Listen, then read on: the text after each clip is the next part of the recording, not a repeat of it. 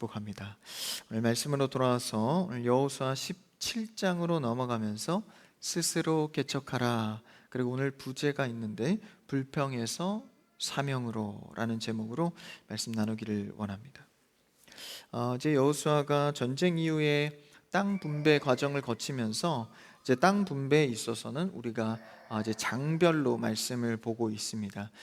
왜냐하면 많은 분량들이 땅의 경계를 설명하는 내용이어서 우리가 본격적으로 볼 메시지들을 취해서 이렇게 보고 있습니다. 우리가 여호수아 15장에서는 저번 주 말씀인데 이제 갈렙이 아낙 자손의 점령과 함께 다음 세대 자신의 딸과 이제 악사와 그리고 이 후에 사위가 되는 온니엘의 등장을 보았습니다.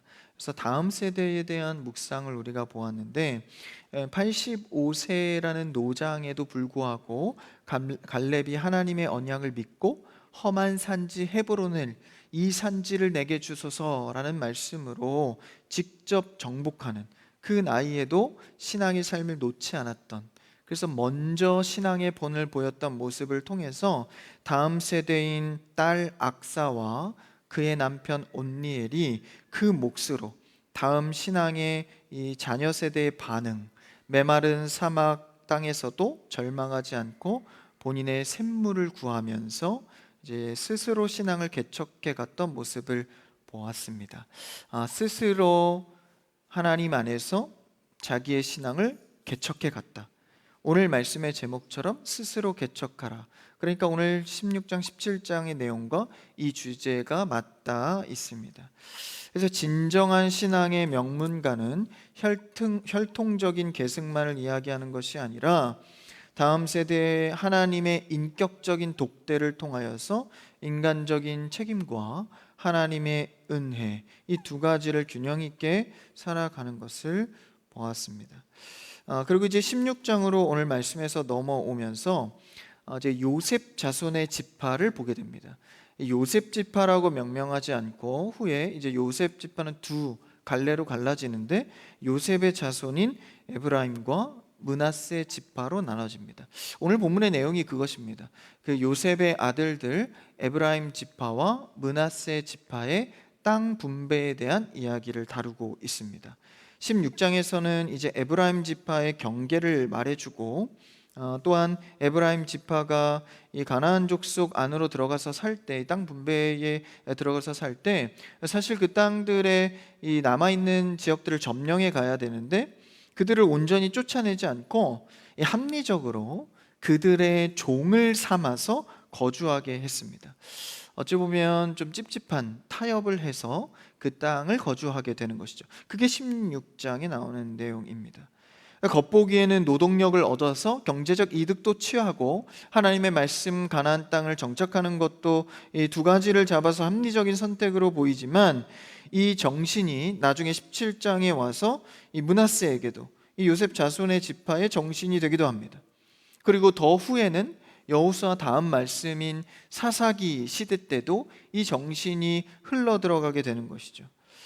온전히 하나님의 말씀 순종하는 거 좋다. 근데 누가 봐도 눈에 합리적이고 이득을 취할 수 있는 것은 취하면서 가는 것이 좋지 않겠는가? 그래서 요셉의 자손 에브라임 지파가 16장에서 그런 선택을 하였고 당장의 편안과 유익을 위해서 죄의 뿌리를 남겨두는 불순종의 모습을 보였습니다. 그래서 이런 영적인 시각으로 볼 때 우리의 신앙의 영적인 삶도 매우 닮아 있습니다. 하나님은 우리에게 풍성한 은혜와 축복을 주시지만 그 은혜를 누리기 위해서 내 삶 속에 남아있는 습관들, 죄의 모양들을 철저히 몰아내는 영적 싸움을 해야 하는 것이죠. 이 정도 수준에서는 좀 갖고 가도 되는 것이 아닌가? 나의 생각이 아닌 하나님께서 주시는 말씀의 은혜대로 순종해 가야 하는 것이죠.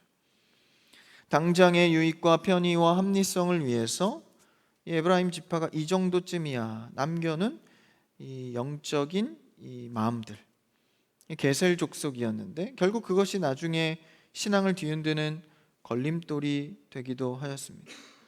어쨌든 16장에 이어서 이제 17장 오늘 본문으로 넘어오면서 요셉 자손의 나머지 한 축인 므낫세 지파, 그리고 이 둘을 합친 이 므낫세와 에브라임은 요셉 자손이죠.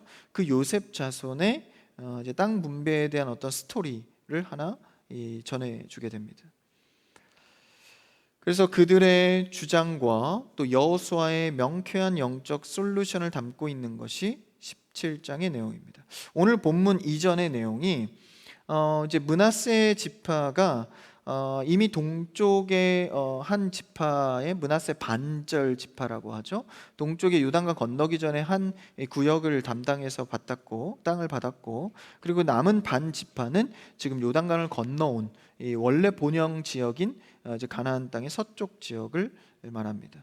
그래서 므낫세의 반절, 이제 가나안 땅에 정착하게 되는 므낫세 지파, 그 중에서 슬로브앗이 나오는데 이 슬로브앗에게는, 그러니까 므낫세 대대손손으로 이야기하면 4대 정도가 됩니다. 그 4대의 이 슬로브앗은 아들이 없었고 딸만 5이었습니다.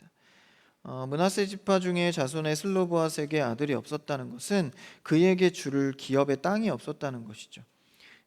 지금은 이 딸 부잣집이다 하면 굉장히 좀 곽강을 받지만 당시에는 남자가 없으면 땅을 물려주지 않았습니다.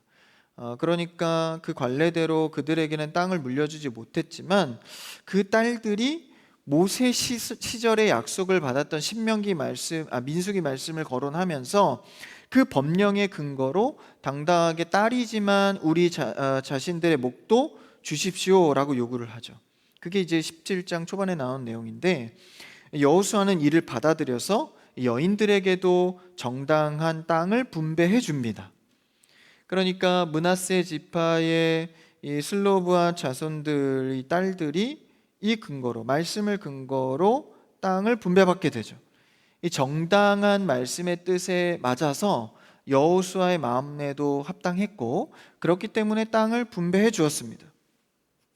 이를 받아들여 여인들에게 땅을 분배했는데, 그 다음에 나오는 이제 이 요셉 자손들의 요청에 있어서는 이 요구가 맞지 않아서 그 요구를 들어주지 않습니다. 그러니까 오늘 본문에서 이 17장에 아울러서 보면 뜻에 맞는 요구에는 여호수아가 응답을 했고, 뜻에 맞지 않는 요구에는 이 땅 분배에 대해서 이 요구를 들어주지 않았다라는 것이죠. 그러니까 땅 분배에 똑같은 요청이었지만 하나님 안에서 말씀의 정당함이 없었을 때는 받지 못했다라는 것입니다. 여러분, 우리는 항상 어떤 결정과 과정이든지 하나님 편에서 먼저 생각하고 결정할 수 있는 여러분 되기를 축원합니다. 그러니까 이것이 이 땅을 받느냐 받지 못하느냐를 결정했다라는 거예요. 그러면 하나님 앞에 무언가 요청할 때는 하나님 말씀, 즉 하나님 편에서 다시 생각해보고 요청을 해야 한다는 것이죠. 그러니까 우리의 매사의 인생의 결정이 그렇습니다. 이게 먼저 하나님 편에서 합리적인가? 세상의 합리가 아닌 하나님 영적인 관점에서 맞는 것인가? 그것을 어떻게 판단할 수 있죠? 바로 말씀을 통해서입니다. 그러니까 우리의 삶의 시간을 잠시 중단하고 예배를 드리며 말씀을 받는 행위는 하나님의 음성이 우선이다, 그것을 먼저 점검하고 다시 결정하기 위함인 것이죠. 여러분, 예배 자리를 지키시고 말씀의 자리를 사모하는 여러분 되길 바랍니다. 그것이 우리의 인생의 모든 선택을 지탱해주는 1순위다라는 것이죠. 그래서 에브라임과 므낫세, 이 둘을 합하면 요셉 지파가 되겠죠. 레위 지파가 빠지고 이 두 지파로 갈라지면서 12지파를 채웠던 것이죠. 어쨌든 이 에브라임과 므낫세, 그러니까 요셉 자손이 이제 오늘 말씀 14절 이후로 이제 여호수아에게 어떤 요청을 하게 됩니다. 한번 그 요청을 볼까요? 14절 첫 절입니다. 시작. 요셉 자손이 여호수아에게 말하여 이르되 여호와께서 지금까지 내게 복을 주심으로 내가 큰 민족이 되었거늘 당신이 나의 기업을 위하여 한 제비 한 분깃으로만 내게 주심은 어찌함이니까 하니. 요셉 자손들이 여호수아가 이제 땅 분배를 이 제비 뽑기로 한 것에 있어서 좀 요청을 하러 찾아왔습니다. 요셉 자손들은 앞서 얘기했듯이 에브라임과 므낫세 지파입니다. 그러니까 그 지파 요셉 자손들에게요, 하나님께서 유독 복을 많이 주셨습니다. 그래서 므낫세는 다른 지파보다 훨씬 더 많은 인원을 가졌기 때문에 또 많은 땅을 분배받기도 했죠. 그리고 반을 나눠서 땅을 가졌기 때문에 그 영토도 훨씬 넓었습니다. 우리가 이렇게 이야기하면 그 감각을 모르니까 한번 지도를 제가 가져왔는데 한번 지도를 보시죠. 글자가 잘 안 보이기 때문에 지금 이 지도에 보시면 이 연한 핑크색으로 된 지역 있죠? 이 가운데 이제 갈릴리와 이 사해 바다를 가운데로 하고 이제 그 가운데 이제 요단강이 있습니다. 그러니까 요단강 기점으로 동쪽의 연한 핑크색은 이제 므낫세 동쪽 반 므낫세 반집하고, 이쪽으로 서쪽에 있는 연한 핑크색은 이제 므낫세 동쪽 서쪽 반집합니다. 그러니까 이 므낫세 지역만 해도 12지파 중에 어마어마한 땅을 차지하고 있는 거예요. 거의 뭐 반절이라고 해도 과언이 아닐 정도로 차지하고 있죠. 그리고 또한 이 서편 쪽에 므낫세 밑에 보면 하늘 색깔 지역이 있습니다. 그게 바로 에브라임입니다. 그러니까 에브라임과 므낫세 요셉 자손의 땅을 합치면 거의 대부분이죠. 그렇죠? 좀 뭐 르우벤이나 이 밑에 쪽에 있는 유다 지파를 제외하면 거의 대부분의 땅을, 많은 지역을 차지했습니다. 그러니까 그 반절 므낫세 그리고 그 밑에 하늘색적인 에브라임 지파를 생각해 보면 굉장히 많은 땅을 제비뽑기로, 인원도 많기 때문에 이 복받은 지파로서 땅을 차지했습니다. 그런데 이 요셉 자손들이 여호수아에게 와서 이 땅을 더 달라는 거예요. 있는 놈이 더 한다고 땅을 더 달라고 하는 거예요. 근데 논리적으로 어느 정도 맞는 듯해요. 왜냐하면 복을 많이 받아서 이 인원이 굉장히 많았기 때문에. 그런데 이것은 일종의 지금 불평에 해당하는 영역입니다. 왜냐하면 땅은 제비뽑기로 뽑았기 때문에 어느 정도 땅을 생각해서 주면서도 이 하나님께서 정한 것을 인정하며 가야 하거든요. 그런데 하나님께 인정하는 모양새는 없고 그냥 자기들이 큰 민족이 복을 받아서 됐으니 그에 합당한 것을 더 달라라고 요청하고 있는 것이죠. 그때 여호수아가 이렇게 대답합니다. 15절 읽어볼까요? 15절 시작. 여호수아가 그들에게 이르되 내가 큰 민족이 되므로 에브라임 산지가 내게 너무 좁을진데 브리스 족속과 르바임 족속의 땅 삼림에 올라가서 스스로 개척하라 하니라. 좁을 수 있다. 그러니 제비뽑기를 더해서 너희에게 주겠다가 아니라 좁을 수 있는데 개척하라. 그러니까 정해진 제비뽑기에 대해서는 변경이 없다. 하나님이 주신 것이니까 인정해라. 그러나 너희가 더 개척할 수 있다. 그러니까 여기서 개척이라는 것은 이제 개척교회식의 어떤 그런 개념이 아니라 산의 나무를 베어내다라는 뜻입니다. 그래서 땅을 만들다라는 뜻이에요. 그러니까 산림들이 있으니 그 나무를 베어내서 땅을 얼마든지 만들어라. 길을 내라. 그러니까 주어진 것 안에서 얼마든지 너희가 누릴 수 있다라는 것을 말하고 있는 것이죠. 그 이면에는 하나님이 주신 것을 인정해라 라고 여호수아가 겉면의 말씀을 전하고 있습니다. 그래서 스스로 개척할 것을 이야기하죠. 돌이켜보면 여호수아는 이 여호수아서 말씀은 사실 오늘 대답한 15절의 여호수아의 대답을 사실 여호수아의 모든 원리를 포함하고 있는 내용입니다. 여호수아의 내용은 어떻죠? 사실 열심히 전쟁을 뭔가 자신들이 한 것 같지만 사실 그 전투의 이면을 보면 자신들이 싸운 내용은 전혀 나오지 않습니다. 그러니까 다시 말하면 이 전쟁은 총칼의 싸움이 아니라 하나님의 말씀에 순종해서 얻은 싸움이었다라는 거예요. 군사력, 작전, 규모와는 전혀 상관없는 전쟁을 치러왔다라는 것이죠. 그러니 세상의 기준대로 싸워온 게 아니라 하나님의 말씀에 순종해서 싸웠다라는 것이죠. 이것이 가나안 땅을 정착해서 살아가는 방법 역시도 똑같다라는 거예요. 여러분, 하나님의 방법과 원리는 어떤 특정 기도 응답에서만 적용되는 것이 아니라 여러분의 삶의 모든 작고 큰 모든 시간들 속에 다 적용되는 원리인 줄 믿습니다. 그러니까 여러분들이 어떤 기도의 특정 기도 응답을 받았다면 삶의 원리로 삼으십시오. 특정 영역에서만 일하시는 것이구나가 아니라 하나님은 늘 우리의 삶에 일하고 계십니다. 그래서 여호수아는 하나님 말씀에 얼마나 철저히 순종하는가, 하나님 말씀에 의지하며 사는가. 그러니까 다시 말하면 땅의 질서가 아닌 하나님의 질서대로 살 때 승패가 결정된다라는 것이죠. 그러니까 그 원리를 보면 여리고성, 아이성 다 마찬가지죠.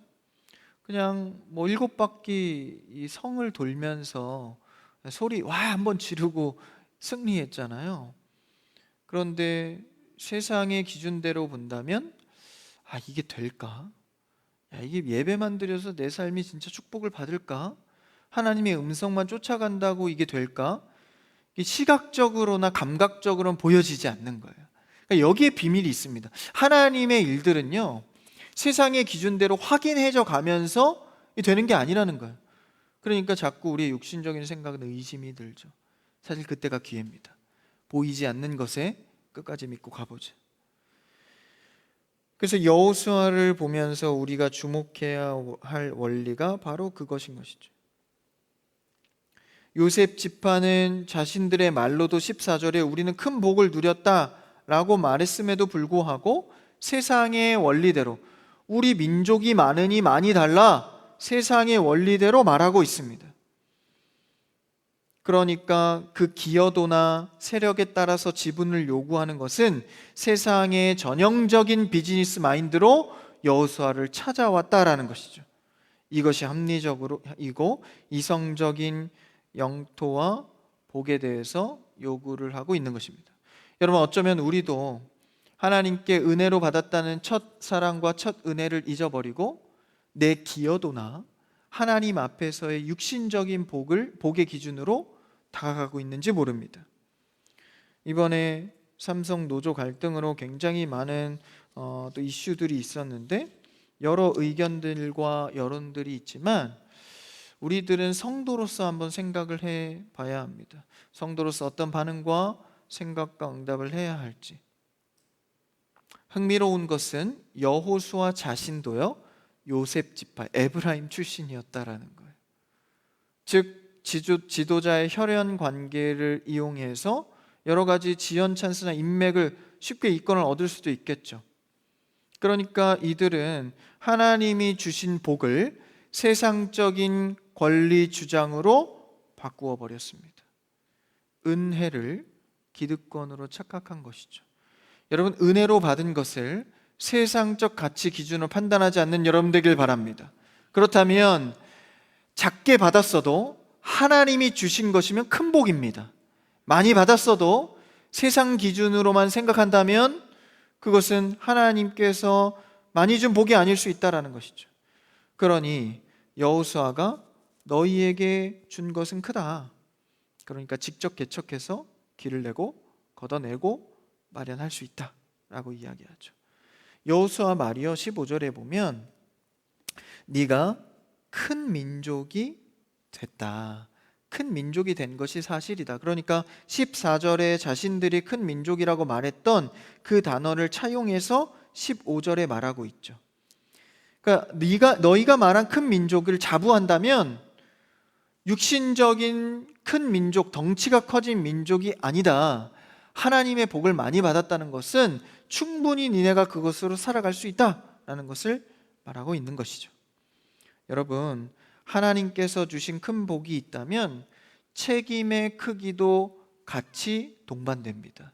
그러니까 여러분, 세상의 복에 대해서 구할 때는 이 책임의 크기도 받을 것을 생각해 두셔야 합니다.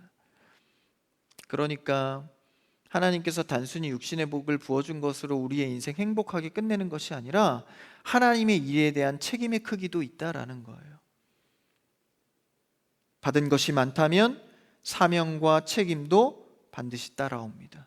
그러니 여러분이 지금 구하는 축복은 내 인생을 위한 축복인가, 하나님의 사명과 책임을 위한 축복인가를 돌이켜 봐야 합니다. 주님, 내가 받는 이 복이 하나님 일에 쓰임 받기를 원합니다. 정말 하나님의 사명에 책임을 지는 축복을 허락하여 주시옵소서. 정말 이렇게 자신 있게 기도할 수 있다면 여러분들은 축복을 마음껏 구하셔도 됩니다. 그러나 여러분이 구하는 축복이 내 개인 인생의 행복이나 내 가정 그냥 잘 먹고 잘 사는 축복이라면 사명과 책임도 다시 생각해 봐야 합니다. 그러니 요셉 지파가 이 이야기를 듣고 영적으로 본다면 우리에게 주신 복은 하나님께서 주신 사명이 있는 거구나 생각해야 하는데, 이 영적인 15절의 여호수아의 대답을 간파하지 못합니다. 그래서 요셉 지파가 재차 한 번 더 나아가 요청을 하죠. 아니, 불평을 합니다. 16절 그 다음 절 읽어볼까요? 시작. 요셉 자손이 이르되 그 산지는 우리에게 넉넉하지도 못하고 골짜기 땅에 거주하는 모든 가나안 족속에게는 벳스안과 그 마을들에 거주하는 자이든지 이스라엘 골짜기에 거주하던 자이든지 다 철병거가 있나이다 하니, 살림을 점령할 수 있다, 충분하다, 너희는 큰 민족이라고 하지 않았냐? 하나님의 은혜를 받은 것이다, 15절에 이야기한 거예요. 그런데 요셉 자손은 그것을 영적으로 받지 않고 육적으로 받습니다. 육적으로 어떻게 받죠? 넉넉하지 못합니다. 아닙니다. 더 주셔야 합니다. 그리고요, 그 골짜기 땅에 거주하는 것을 점령하라고 했는데 거기에 마을에 거주하는 사람들은 다 철병거가 있는 자들입니다. 이거 어디서 많이 본 이 믿음, 이 불평의 보고죠. 45년 전에 갈렙이 이 믿음의 보고를 한 것과 다르게 다른 지파들은, 거기도 이제 요셉 지파가 포함되어 있었겠죠. 다른 지파들은 저들은 철병기를 가지고 우리는 메뚜기에 불과합니다, 거인족이 있습니다, 안 됩니다, 안 됩니다 했던 그 불평의 보고가 45년 뒤에도 이 요셉 지파는 똑같이 불평의 보고를 하고 있는 것이죠. 사실 참 이 민족성이 뗄래야 뗄 수 없는 이 관계가 있는 거예요. 당시에 최고의 최신식 무기 철병거를 이스라엘 백성들은 쓰지도 못하는 그런 병거가 있습니다 라고 고백을 하죠. 그런데 사실 이 철기는요, 이미 전에 수많은 전쟁을 치렀을 때도 있었습니다. 그런데 이들의 이 지파, 이 작은 단위가 됐을 때 이 믿음이 약화가 된 거예요.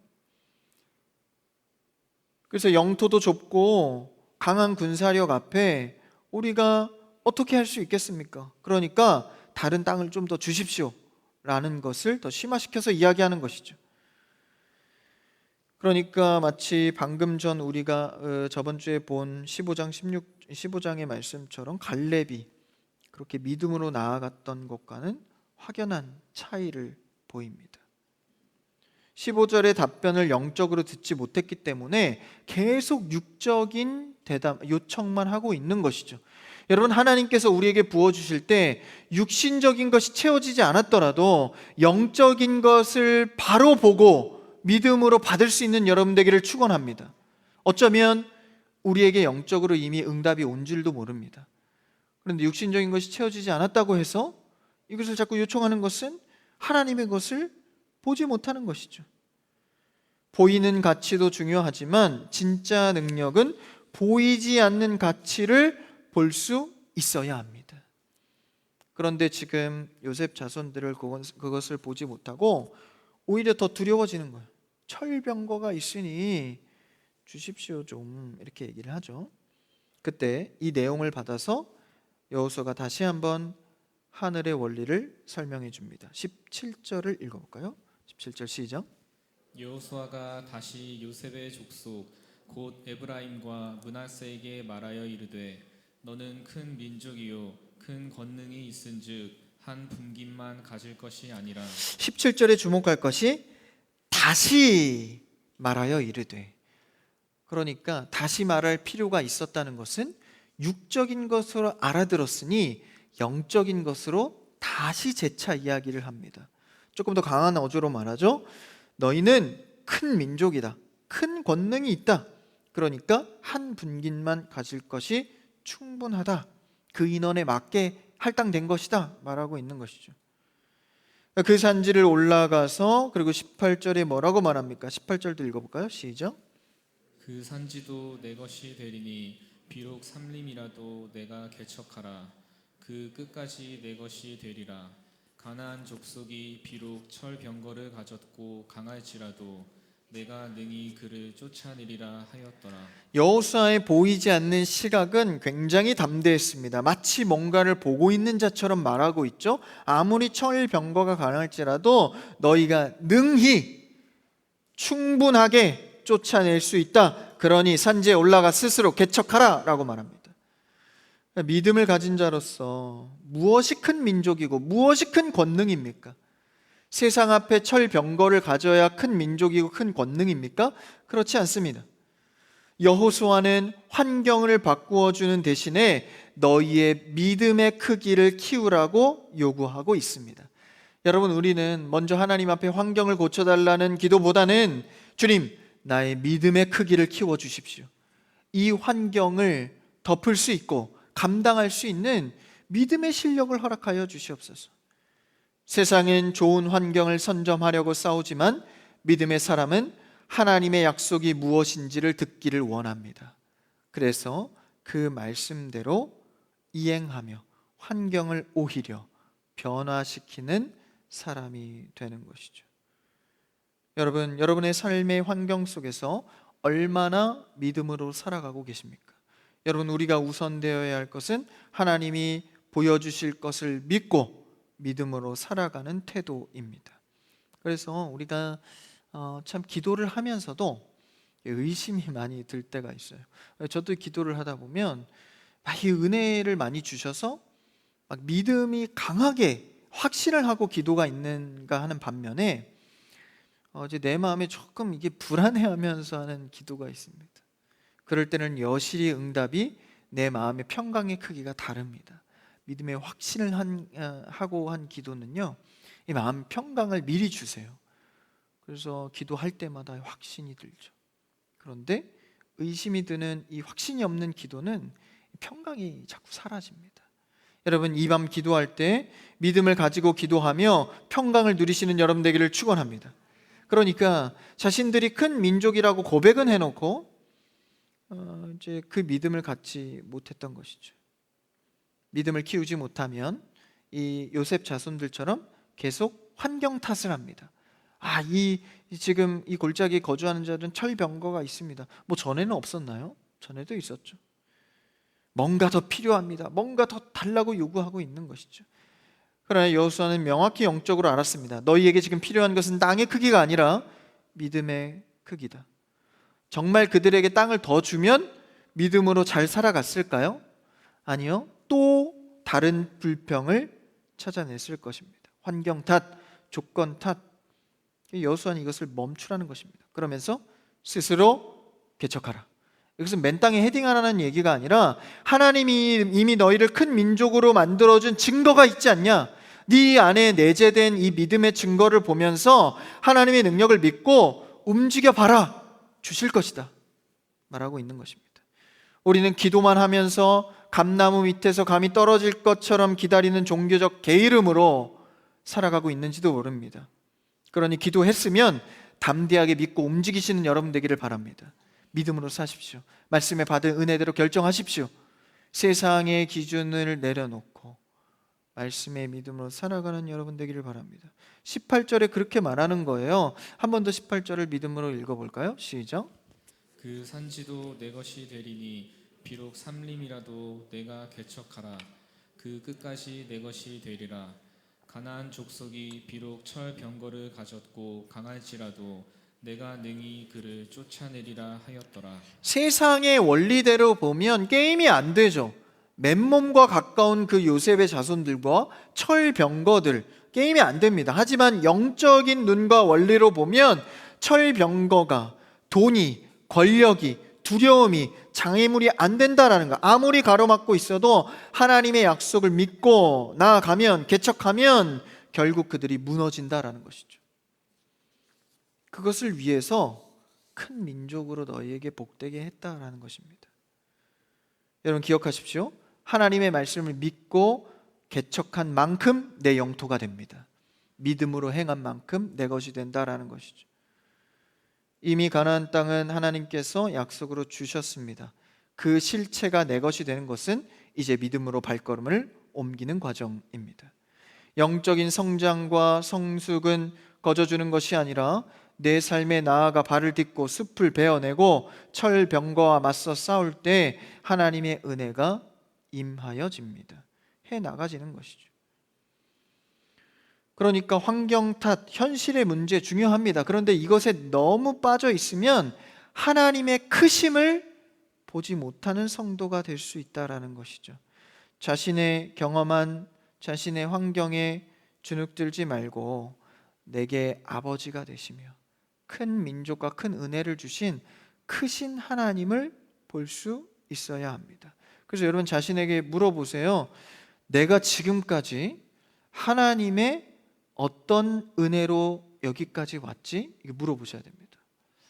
그러니까 내 앞에 당장 놓여 있는 것에 대한 두려움만 갖지 마시고 여태까지 나를 어떻게 인도해 오셨지?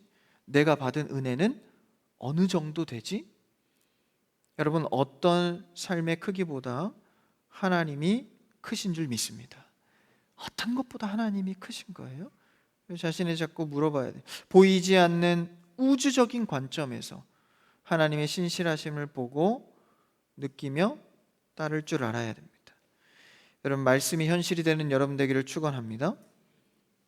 내가 지금까지 지내온 것은 주의 은혜라 주의 은혜라 지금까지 지내온 것은 아멘. 우리가 지금까지 지내온 것 주의 은혜다. 아무리 크고 작은 일에도 하나님이 계셨지. 묵상해 봐야 합니다. 그래서 하나님과의 그런 크심, 이걸 발견한 사연이 곧 나의 능력이 됩니다. 하나님을 제한하지 마십시오. 하나님은 결코 작지 않습니다. 그래서 지금 요셉 지파의 투덜거림은 사실 전혀 근거 없고 맹랑한 이야기를 하는 것은 아닙니다.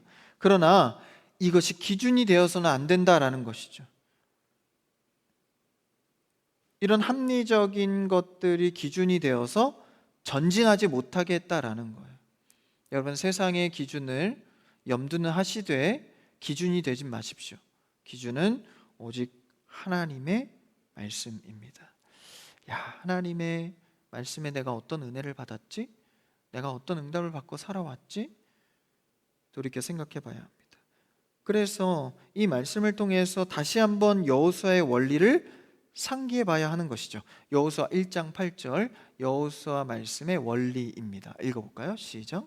이 율법책을 내 입에서 떠나지 말게 하며 주야로 그것을 묵상하여 그 안에 기록된 대로 다 지켜 행하라. 그리하면 내 길이 평탄하게 될 것이며 내가 형통하리라. 다른 거 없습니다. 그 말씀을 입에 떠나지 않도록 묵상하라, 생각하라, 맘송해라, 기억해라. 그리고 기록된 대로 지켜 행하라. 그리하면 내 길이 평탄하게 되고 형통하게 된다. 할렐루야. 그러니까 이 원리가 여호수아에 들어있는데 이것을 다시 상기하라라는 것이죠. 그러니까 하나님의 백성들에게 가나안 땅을 들어가기 전에 여호수아가 1장에서 준비시킨 것은 무엇입니까? 말씀의 준비입니다. 말씀의 준비. 하나님은 나에게 무엇라 하시는가? 이것이 우리의 현실과 상관이 있다라는 거예요. 그러니까 이게 상관이 있다라는 사실을 경험하지 못하면 말씀이 귀하지가 않습니다. 그냥 나 힘들 때 좀 편안하게 위로해주는 메시지 정도. 그게 아니라 말씀은 곧 현실입니다. 할렐루야. 살아있어 운동력이 있어 우리의 삶을 찔러 쪼개기까지 합니다. 모든 것의 주권은 하나님의 말씀에 있다라는 것이죠. 그래서 하나님의 말씀이 우리의 현실에 상관이 있다는 사실을 경험하는 여러분 되기를 바랍니다. 그래야 말씀이 귀한 줄 압니다. 이거 말씀이 내 삶에 진짜 되네. 나 모르긴 몰라도 그냥 무식하게 순종해 봤는데 진짜 되네. 진짜 되네. 그 경험이 나의 능력인 거예요. 그래서 말씀이 더욱 귀해지는 것이죠. 그래서 예배 시간을 놓치지 않는 겁니다. 오늘도 말씀으로 내가 살아야겠구나. 이게 내 현실이구나. 성도는 육신과 육신으로 붙으면 패할 수밖에 없습니다. 철병거를 어찌 당하겠습니까? 그러나 영적인 사람들은 육적인 세상 속에 영적으로 대응하는 겁니다. 그럴 때 대장 되신 그리스도의 은혜가 모든 세상의 법칙을 이기는 것입니다. 하나님을 얼마나 의지하느냐의 싸움 속에서 우리의 승패는 결정되는 것이죠. 여러분, 우리의 육신은 약해서 보이는 것에 연약합니다. 그리고 보이는 것에 계산하는 것에 익숙합니다. 그러나 우리는 하나님 관점에서 보이지 않는 것에 대한 가치를 계속 생각해야 합니다. 말씀으로 보이지 않는 가치를 키우시고 환경의 탓을 멈추시고 믿음의 크기를 키우는 여러분 되기를 바랍니다. 그래서 철병거보다도 크신 하나님을 발견하여서 오늘 여호수아의 권면처럼 스스로 개척하라, 하나님의 말씀으로 믿음이 있다면 이제 담대히 나아가라, 이 말씀을 붙들고 우리가 밟고 개척하는 모든 곳에 하나님의 영광이 선포될 수 있도록 믿음의 주인공이 다 되시기를 주님의 이름으로 축원합니다.